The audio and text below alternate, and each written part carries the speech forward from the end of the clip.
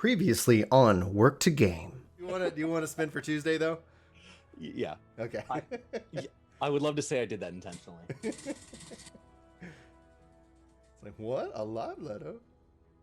Gil, what is it good for? What is it good for? Absolutely nothing. Absolutely nothing.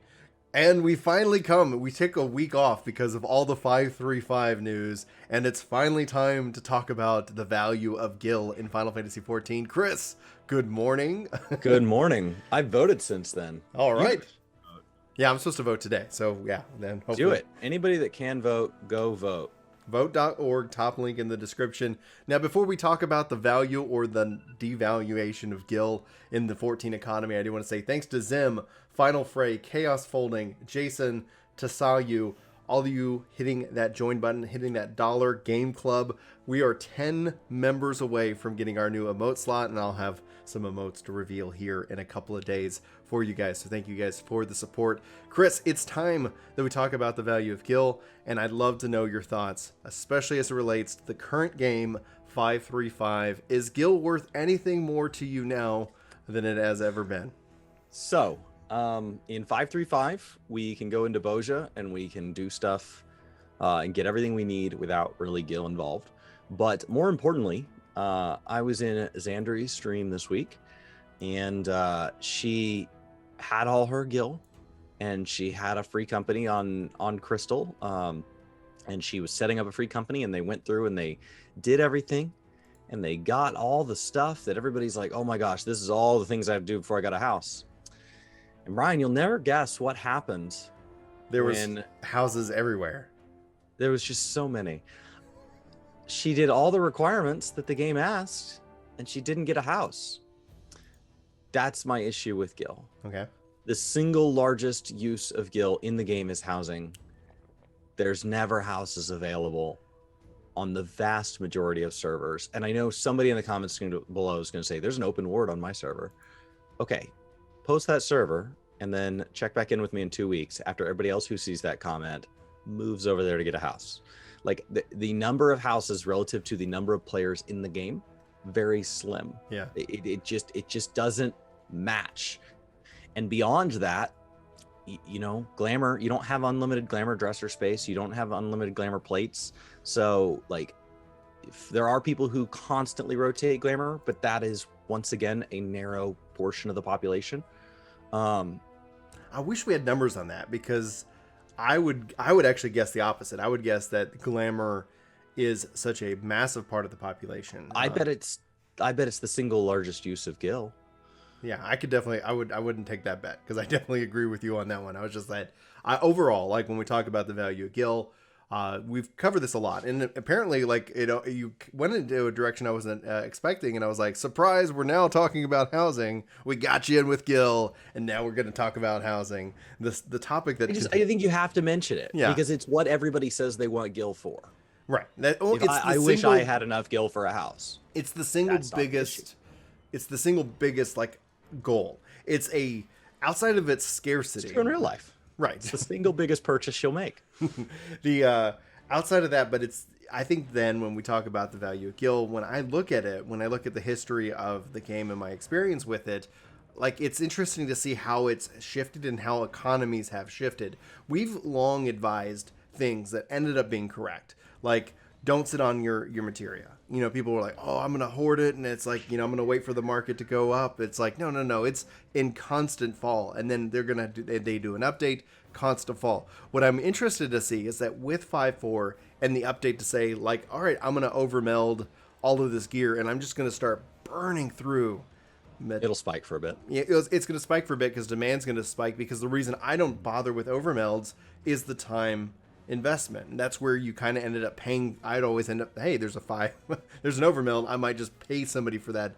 But we haven't also seen obviously, and we talked about this, everybody's leveled everything this time, so there's going to be a lot of people that want pentamelding for things that they would have never leveled in the past. They've leveled gatherers for the first time, they've leveled crafters for the first time. All of their jobs finally made it from last expansion's level to the current level because they can do it during the relic grind. There's a whole bunch of fresh dinged 80s that are going to be ready for pentamelding. So what's going to be really cool is, like, outside of that market, we've seen markets kind of like rise and fall and change with essentially with the changes with crafting. Those economies have been in flux, and I've found that the value of Gil is just like anything. Like it has times where you have more buying power, and then we have lots of times of depression, and you can kind of spike it around patches, and you can kind of spike it around obviously expansions. So from a player, because I'm speaking from a position of privilege, but also of investment. I've put 10 years into this game. I haven't had a need for Gil in a long time. And there's times where I get this idea in my head and I'm like, you know what? I'm going to see if I can't get 30 million Gil. And then I go and get 30 million Gil. And then I'm like, you know what? I'm going to just buy random crap. And then I just buy random crap. And then it's like, okay. But I always kind of keep a floating 10 million Gil on me at any one point. It's hard to stay below 10 for a legacy player. Well, and because I don't have anything that's calling that Gil. So the only thing that prevents me from, there's nothing that's really kind of drawing that money out of me. I have a small house. I have like all my retainers leveled. I've got everything leveled. I've got gear that far exceeds the value of crafted gear. It's like I've got all these things. I don't have to worry about repairs. I can self-repair everything I have. And so it just comes down to a concept of when I feel like there's a time that I want to save and there's a time I want to spend. And so my advice to anybody out there, like check out Chris's guides on how to kind of make Gil. He's got a lot of like going from 0 to millions of Gil. And honestly, I think Chris would probably be one of the most wealthy players in the game if he actually like stuck with it. Like he just does it to make the money, meaning like if you actually said the theory of it. Right. If you wanted to make 10 billion Gil or gold in WoW, like I know for a fact you could do that because you do that. You find these markets, you find these ways of going about it, and you capitalize on it until you hit the goal that you set out to hit. Right. And then you're like, I'm good. I don't need to keep doing this. But we've heard from people in the community that said, holy crap, I've made 500 million Gil off of your theory. Thank you very much. So it proves to be successful. But my advice essentially is that if you're really strapped for Gil or you're really wanting to take advantage of the markets, you want to make sure that you're a supplier at any time around a patch, and then you're a buyer when the depression hits within the game itself. And you can track these in markets. It'd be cool if we had an API with more marketing tools. Then we kind of get some introduce you to a whole world over in World of Warcraft. Well, I'm just saying, from an accounting and a market and a predictions perspective, data is amazing. Well, having data empowers you to make those kind of decisions. So it does. What we find is that if I really want to make Gil, instead of like playing through the story of the expansion, or instead of playing through the story of the patch, it's a time to go find out what people are needing and purchasing, and then supplying that. And so while everybody needs an item or a piece of material or something, if you're the person supplying that, you can go and do that, make tons of money, and then essentially when everybody's kind of done with that, you can kind of go through and clean up. A great example with 535 is the Boshan front. If you want to go and start supplying, if you don't care about decrypting your skills and your items for Bozja, you can go in there, farm those up. You can put those on the market. You can make lots of money, but that's going to be a depression market because eventually... Go ahead. 30K per. Started at 30K per. Within 24 hours, it was down to 15K per on our server. At 36 hours, it was down to 11K. Like, it's just... Right. So if you want to be able to pick up a lot of those skills, like just wait till the market depresses, and then you can just go buy them up for cheap and having made your profit. So it's all about just kind of anticipating that. So this obviously is also a topic about the value of Gil. And if anybody's seen any of our videos before, note that I am definitely an open market kind of guy. I don't like the bind on pickup. I think if they made it bind on equip, I could get behind that from a game design perspective, but I think bind on pickup annoys me because I wish that stuff would just enter into the market itself, be able to be enhanced by crafters to a degree. Like obviously with the melding is one option, but to be able to say, hey, I've taken this drop that came from this dungeon and I've made it even better. And the only way you can get this item is by taking the dropped item plus a crafted version, and boom, now you have even more more options. And so that's kind of where I come from a market perspective. And I also come from a legacy player who's got plenty of money and has no real value of spending it. But I know that there are definitely people out there hurting, so I don't want to sit here and start to basically discount them. Chris, does Gil have any value? What is your take on it? Because there's a lot of systems at play. I kind of gave a history of the of the cycle that we see within the game itself. But what would you say? Go ahead. So I think there's probably a rough number. Okay. Now, MMOs suffer from severe inflation, so that number is ever rising. Yeah.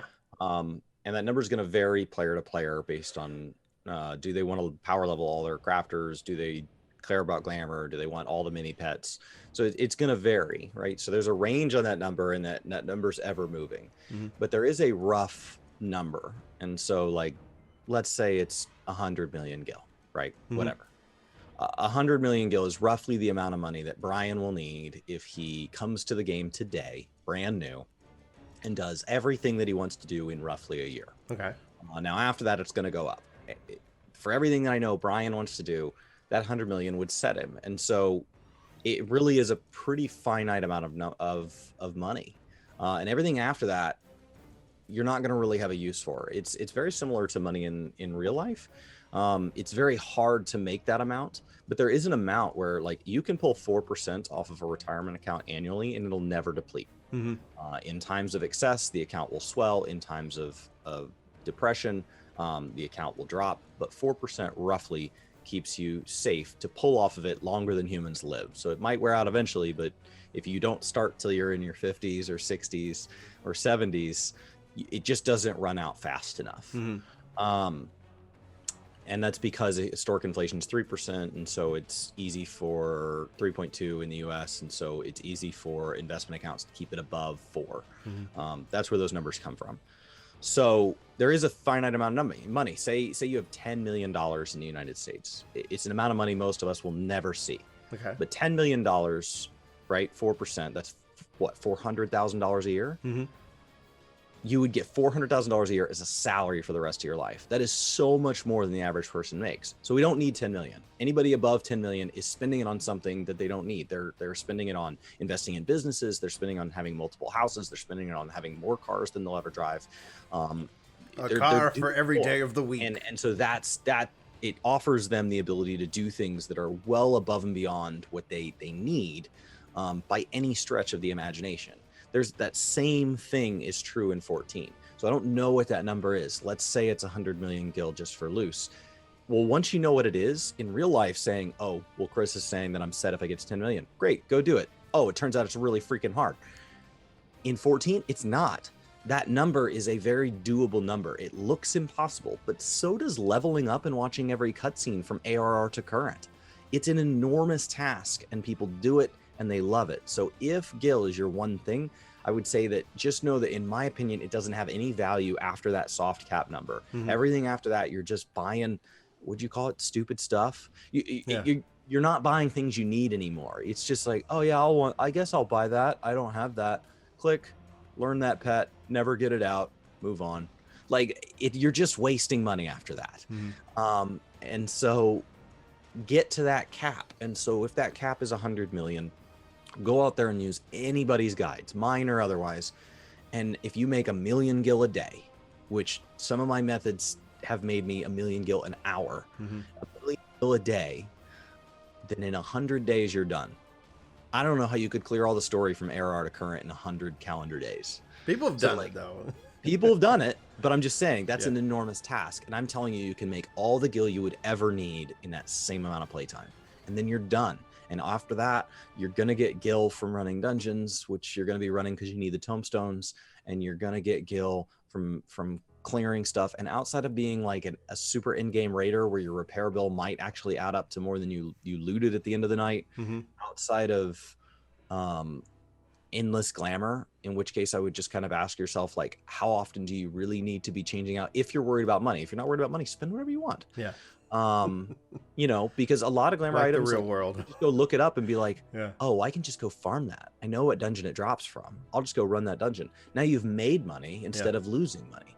So like, just pick your set of goals and then just go after it. And then I'm sure at some point, like Brian and I, you will run out of goals. And after that, the money just seems to pile up.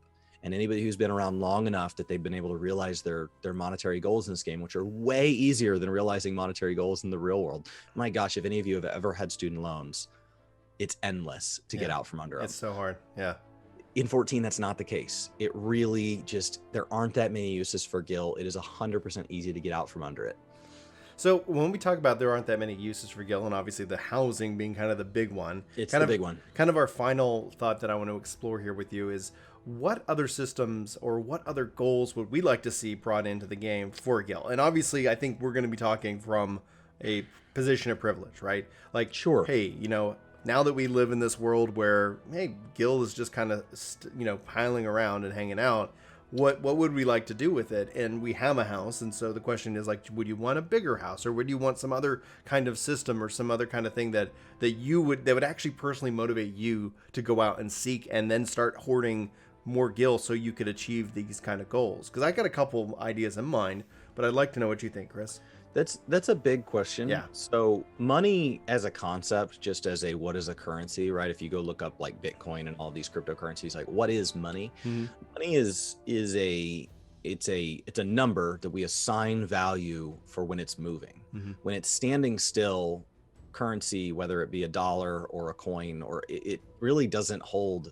It doesn't even hold as like a coin is not typically worth as much in materials as we assign it. And so there's this just assigned value, and it's only worth that value when it's moving around. So like, first of all, I would love to see them find a way to make it move more. Mm-hmm. Whether that be charge me upkeep on my house, not because I want to pay upkeep, but because it starts to make me hungry again, which then makes me, if they start charging me 1,000 Gil a month to get my house, I might go farm 2,000 Gil. And then all of a sudden I have this, things like tokens. We've talked about liking tokens in the game. Tokens provides this endless money sink. But then the other thing is like gear is this endless sink. And so like I kind of envy gear when I think from like money's perspective. There's an endless desire for gear. You would think that leveling gear would eventually just soft cap out, but there's always new players. And so there's always room for new leveling gear. And end game gear, well, end game's a moving goalpost. So like you guys got all your relics. That's super cute because we're going to update those. Yeah. Like it never ends. And so when you talk about melding materia to it, where that materia can be lost, like there's just this endless desire for gearing and the materials tied to gearing. And I wish Gil had a system like that. I wish it had things I could invest in that made it feel more endless. I've talked about a couple examples here before, but like I wish there was a way to dump Gil into an endless pit and feel like I'm going to get something back, even though like the actual math on that is like, well, Chris, that isn't going to pay out for 8.5 years. Do you really plan on playing this game for 8.5 more years? And I'm like, if it's still around, like let's roll those dice. Let's go with it. So my answer is, like we've kind of talked about it, like I'd love to see a kind of a scaling system of mount costs, like these like achievement mounts. Here's a 10 million mount, and then the next, or like let's say there was like 50 mounts that you could purchase from a vendor in the game, and every time you purchase one, they get more expensive. So no matter what, the first mount you buy is 10 million, and then after that it's 15, and it just keeps going up and up and up. So you could pick any mount you want in any order that you wanted. So if there was something that you really wanted and you didn't want to have to go and say, I want all of these, I don't have that as a guild goal, right? But the other thing that comes down to purely economics within the economy itself, right? You talk about things that get guild moving back and forth, and that absolutely would have to happen. So anything like I would say is like, oh, we would like to see, ways that we could do more with the money. It's like, well, they have to have a way. Like even if we brought it, like we talked about the token and just kind of touch on that, is as much as I think that would be an interesting goal to have is to pay your sub by just farming up that economy. If you brought in guild and made it more valuable, but you tied it to some form of actually power progression in this game, and we have that, but it's totally in a catch-up way, not in a like you absolutely need this if you want to be end game best in slot kind of thing. So if they brought that in, obviously the demand for Gil would surge, and thus unless you had a token or a way of going about it, we would then just drive up the black market value. And thus the thing that we all love is seeing all those wonderful shouts and tells and things like that. Hey, like that's the best part of the game. It's like, come spend your money on this shady website. And it's so funny because like I don't know if you guys are aware, but we'll get emails. I'll get emails just on my personal thing for Ginger, and it's like, hey, will you advertise our guild gold selling site, our Meseta site? It's like, no, I will not. Oh, it just cracks me up because it's like, you know, hey, I found your site, I found your channel, you guys are great, I think this would be a great collab. No, it's not. don't They're go. also super vague, right? Yeah. Like, I loved your video about the thing. It was really great with all the stuff in it. Will you tell people about site? But when you tie it into like a power progression, obviously having a greater demand for Gil causes that. And so like you have to look at it like as a whole picture.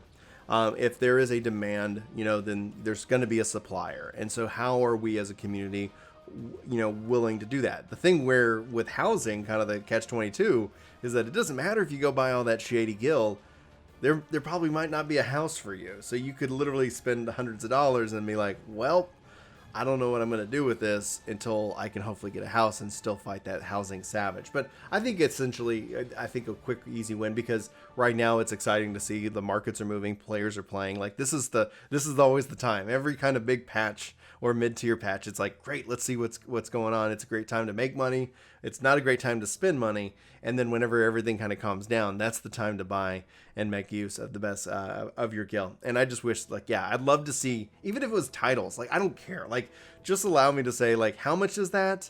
Is it worth my time, like, just as I farm up? Because all it ends up being is that I look down and I say, hey, I'm sitting on this much Gil.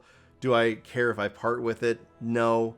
Cool, I got this cool title. And I think that'd be interesting because I think a lot of people in the crafting community use that number as their high score, right? So it's like, sure, hey, I've hit Gil cap on these retainers, and you know, and so they kind of have that as their high score, which is great.